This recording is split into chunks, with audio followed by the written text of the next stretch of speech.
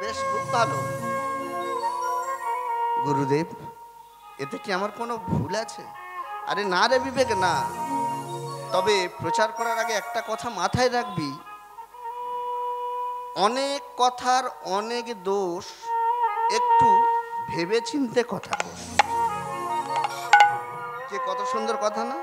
বিবেককে বলছে, বিবেক, অনেক কথার অনেক দোষ, একটু ভেবে চিনতে কথা কোষ। ভাবলি অনেক, বললি অনেক, ভাবলি সব ঠিক হলো, কিন্তু না রে বিবেক, না। যে যত কথা বলে তার ততই ভুল হয়। কি গো মায়েরা, কথাটা ঠিক না? যদি আমরা কথা বলি, কথার মধ্যে ভুল থাকবে, কিন্তু যে বধির, কথা বলতে পারে না, তার কথার ভুল আছে? যার দৃষ্টিহীন, যে দৃষ্টি দেখতে পায় না, তার দৃষ্টি দোষ আছে কি? গৌর ভক্ত মণ্ডলে মায়েরা, নয় নয় করে 2-2.5 ঘন্টা আপনাদের সামনে কৃষ্ণ কথা, গৌর কথা, হরি কথা, রাধা কথা আলোচনা করব।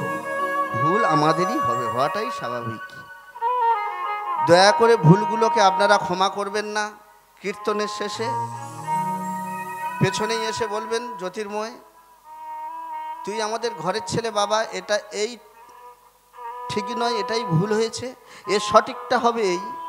কারণ তুই তো বাবা ঘরের ছেলে, তোর এখন শিক্ষার পালা। তাই আপনাদের মতো সাধুগুরু বৈষ্ণবের কাছ থেকে শিক্ষা নিয়ে যাব। এই জগৎজোড়া পাঠশালার আজ সবার আমি ছাত্র, আপনাদের কাছ থেকে শিক্ষা নিয়ে যাব। আপনাদের মতো সাধুগুরু বৈষ্ণবের সেই শিক্ষার আলো থেকে আমাকে বঞ্চিত করবেন না। নিতাই গৌর হরি বল, হরি বল, হরি বল।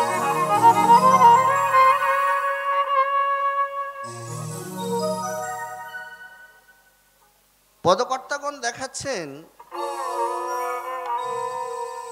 আমরা হরিনাম কৃষ্ণ নাম প্রতিনিয়ত করতে চাই, করছি, বাড়ছেও, প্রচুর হরিবাসর বেড়েছে, হরি কীর্তন হচ্ছে,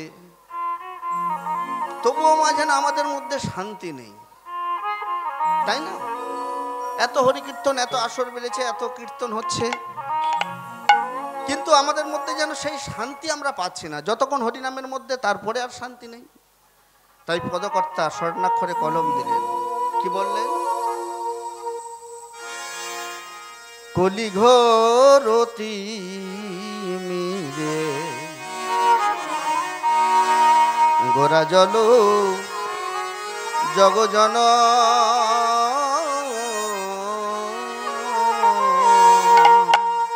হরি কলি ঘোরতি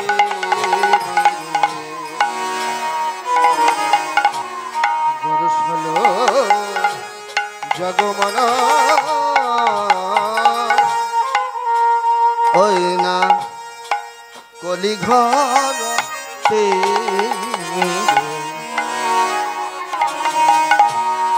গরসল জগজন,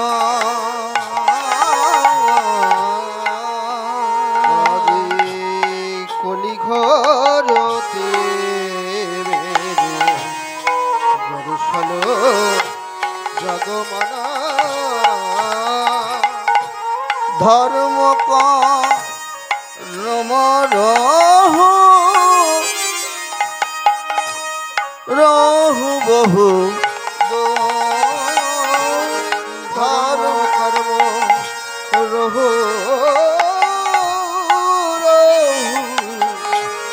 রহু বহু, কলি ঘর গরাসল জগজন,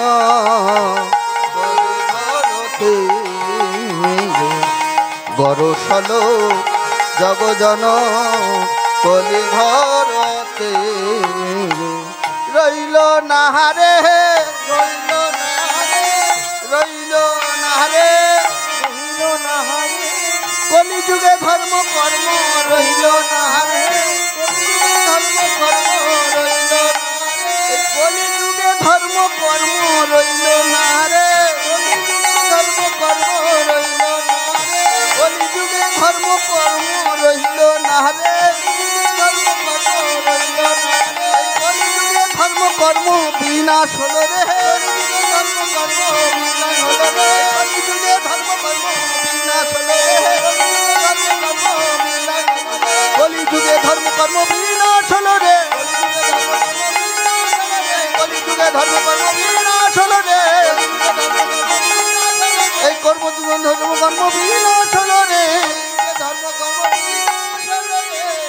ধর্ম করম রহ রহু বহু দো রহু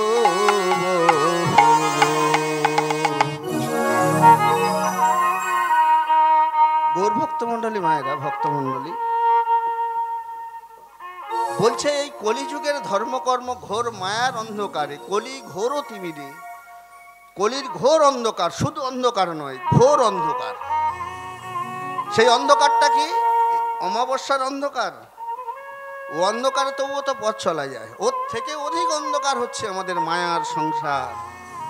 আপনি একটু হরি কথা কৃষ্ণ কথা করবেন, পেছন থেকে নাতির ডাক ঠাকমা, নাতনির ডাক দাদু, ছেলের ডাক বাবা পয়সা দাও টিউশন যাব, কত রকম বাধা বিপত্তি। দেবর্ষী নারদ এই নিয়ে ভাবতে লাগলেন কি হবে কলির জীবের উপায়। দেবর্ষী নারদ একদিন ধ্যানরত অবস্থায় জানতে পেরেছিলেন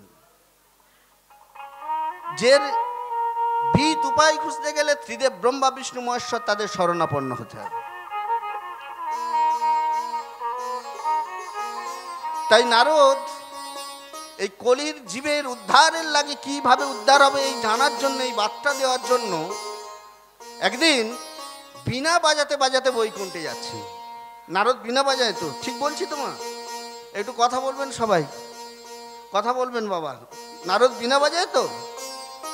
নারদ আজ বীণা বাজাতে বাজাতে বৈকুণ্ঠের পথে চলেছে ভগবান বিষ্ণুর কাছে। কিভাবে যাচ্ছে গো মা? ও বীণা বাজায়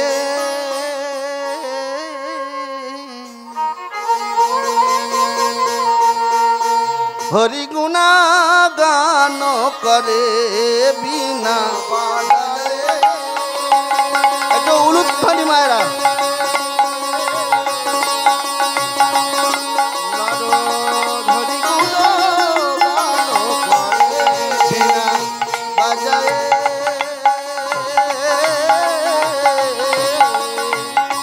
হরি গুণা গান করে বিনা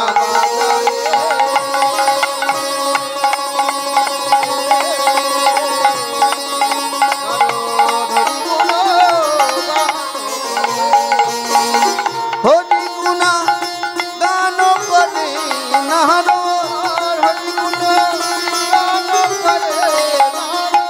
হরি গুণা গান করে বিনা বাজায়।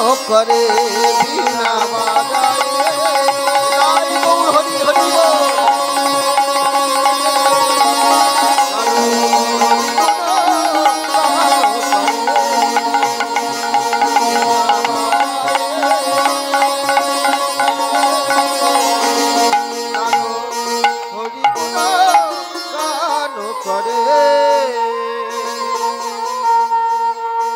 নারদ পথে অগ্রসর হচ্ছে।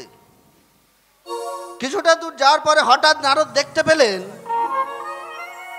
এক বিরাট বিভৎস পুরুষ, কুৎসিত কদাকার, কালো বিভৎস চেহারা। তার কাঁধের মধ্যে একজন ষোড়শী যুবতী নারী, 16 বৎসরী যুবতী নারীকে কাঁধে নিয়ে সেই কুৎসিত কদাকার বিরাট পুরুষটি এগিয়ে আসছে। নারদ অবাক হয়ে গেলেন, বৈকুণ্ঠের পথে তো আমি প্রত্যেক দিন যাই, আমি তো কোনোদিন এইরকম কাউকে দেখিনি। এগিয়ে গিয়ে বললেন, হে বিরাট পুরুষ, কে আপনি? এই বৈকুণ্ঠের পথে তো আমি প্রতিনিয়ত যাতায়াত করি, তোমাকে তো কোনোদিন আমি দেখিনি, কে আপনি? তুমি না দেবর্ষী নারদ, তুমি মহর্ষি নারদ। হ্যাঁ, শোনো নারদ, তুমি আমাকে দেখতে পাবে না, তার কারণ যেখানে হরিনাম সংকীর্তন হয় সেখানে আমি থাকি না। আজকে তুমি হরিনাম করতে করতে কিছুক্ষণের জন্য তুমি প্রাকৃতিক দৃশ্য দেখতে দেখতে হরিনাম সংকীর্তন ভুলে গিয়েছিলে, আর সেই ফাঁকেই আমি তোমার মাঝখানে চলে এসেছি। আমার পরিচয় শোনো নারদ, আগামী আসন্ন কলি যুগে আমি হলাম কলির রাজা। আপনি কলির রাজা? হ্যাঁ, আমি কলির রাজা। তাহলে আপনার ওই কাঁধের উপরে ষোড়শী যুবতী ওই নারীটিকে জানতে চাও না নারদ? তবে শোনো নারদ, ওই ষোড়শী যুবতী নারীটার অন্য কেউ নয়, এ হলো আমার স্ত্রী। চমকে উঠলেন নারদ, এ কি হতে চলেছে? আসন্ন কলিযুগ, যেখানে স্বয়ং কলির রাজা তার নিজের স্ত্রীকে কাঁধে করে বয়ে বেড়াচ্ছে, তাহলে কলির সামান্য মানবের উপায় কি হবে? চিন্তিত হয়ে পড়লেন নারদ। তবে কি কলির মুক্তির কোনো উপায় নেই? বেশ কিছুটা পথ অগ্রসর হলেন নারদ, ভাবতে ভাবতে চিন্তিত ভাবে। কিছুটা পথ যাওয়ার পরে নারদ আবার দেখতে পেলেন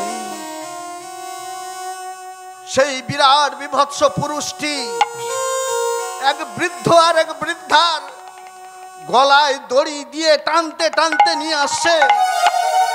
আর বৃদ্ধা কাতর স্বরে চেঁচিয়ে বলে, আমাকে বাঁচাও, কে আছো, আমাকে বাঁচাও। হে বিরাট পুরুষ, হে কলির রাজা, আপনি স্বয়ং কলির রাজা। এই বৃদ্ধ আর বৃদ্ধা আপনার পিতৃমাতৃ সম, তাদের গলায় দড়ি দিয়ে আপনি টানতে টানতে আনছেন কেন? এরা কারা? এদের গলায় দড়ি বাঁধিয়েছেন কেন? শোনো নারদ, আসন্ন কলিযুগে যেটা হবে সেটাই আমি তোমাকে বলছি। এই যে বৃদ্ধ পিতামাতা দেখছো, এরা আর অন্য কেউ নয় গো নারদ, এরা হলো আমার জন্ম দেয়া পিতা মাতা। চমকে উঠলেন নারদ, এদের অপরাধ কি? তোমার মতো সন্তান জন্ম দেয়া কি এদের অপরাধ? জন্ম দেয়াটা অপরাধ নয় নারদ, অপরাধটা কি জানো? আমার পিতা মাতা কামনা বাসনায় লিপ্ত হয়ে সদা সর্বদা কামনায় লিপ্ত থেকে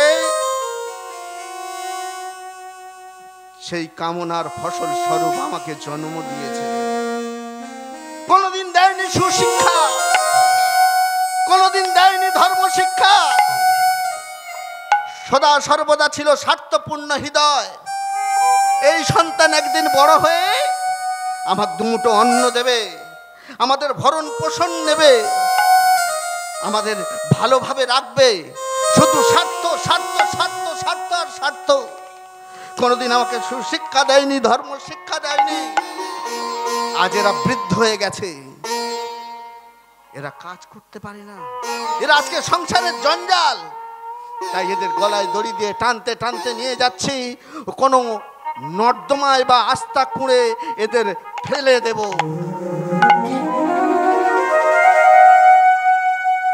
হে কলিরাজ,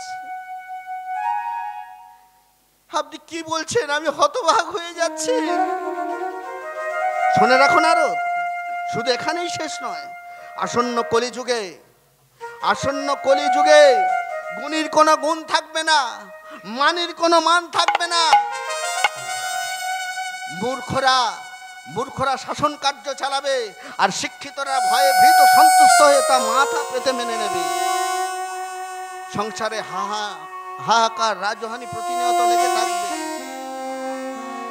বিদায় নিল বিরাট বিভৎস পুরুষ। নারদ চিন্তায় পড়লে কি হবে কলিযুগের উপায়? কার কাছে গেলে বলে দেবে আমার কলিযুগের উদ্ধারের উপায়? হঠাৎ নারদ মুনির মনে পড়ল ক্ষীরদের কুলে সদা ধ্যানরত সদা শিবের কথা।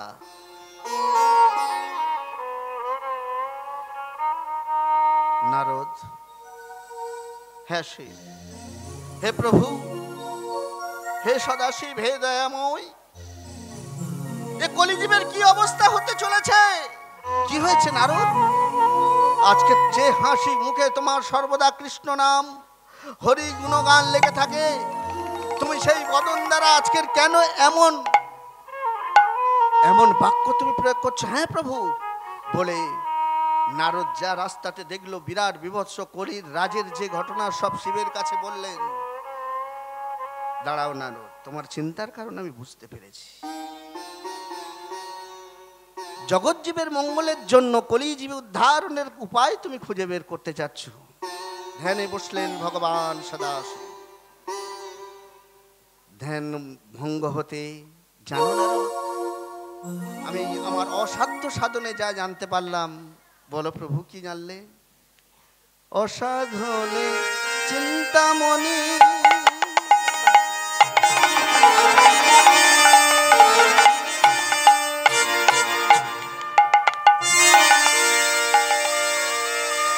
বিধি মিলা ইয়লো আনে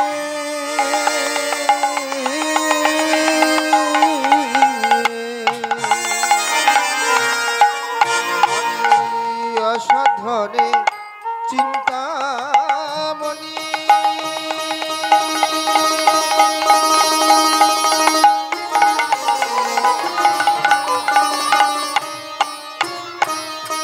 বিধির মিলায়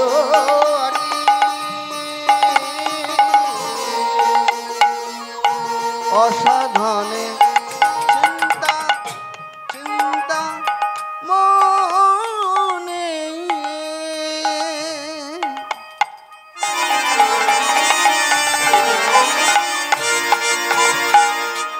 বিধি বিলা আনে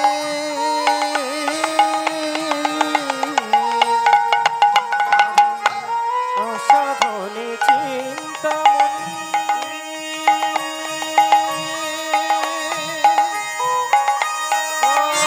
বিধি মিলায়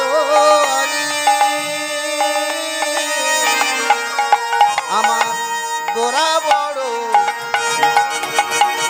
দয়ালো ঠাকুর, আমার গোরা বড় দয়ালো ঠাকুর। এমন হয় হবার নয় রে, দয়া হবার নয়। এমন হয় নয় হবার নয় রে, দয়া হবার নয়। আমার গোরার মতো এমন দয়া হবার নয়। গোরার মতো এমন দয়া হবার নয়। সেজে যেতে সেধে প্রেম বিলায় যেতে সেধে নাম বিলায় সেজে যেতে সেধে নাম বিলায় উদ্ধারিতে নাম বিলায় হরি হরি গোরা বড় দয়ালো ঠাকুর, গোরা বড় দয়ালো ঠাকুর। শোনো নারদ, কলিজীবের উদ্ধারের উপায় আমি আমার অসাধ্য সাধন দ্বারা যা জানতে পারলাম তা হলো কি না, দাপরের শক্তি আর শক্তিমান দুজনে এক দেহ ধারণ করে নদিয়া নবদ্বীপ শচী গর্ভ সিন্ধু মাঝে শচী মায়ের গর্ভে গৌর রূপে অবতীর্ণ হবেন।